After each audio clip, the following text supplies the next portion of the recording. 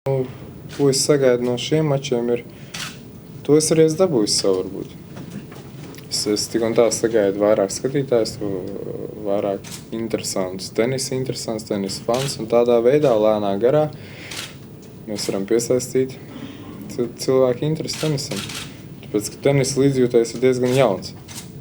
Mums nav tenisa līdzjūtēja tradīcijas, mums ir hokejs, basketbols, varbūt dažreiz futbols un dažreiz cits sporta veidi.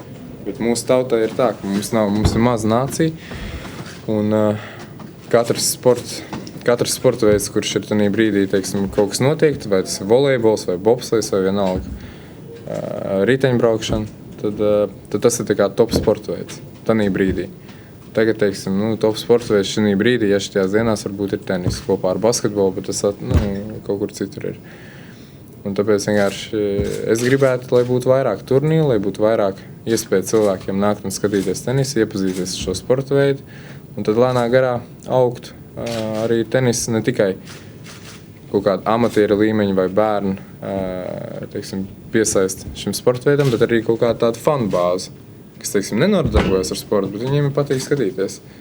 Un tādas fanu bāzes mums nav, jo visi cilvēki, kas nāk skatīties tenisu, vai nu viņi kaut kādā veidā ir saistīti, vai nu viņi paši spēlē vai kaut kā tā, bet mums nav tādas tīrākās fanu bāzes. Un to es varbūt sagaidu ar laiku, kad tas varētu izmainīties, bet priekš tā mums vajag turnīrus.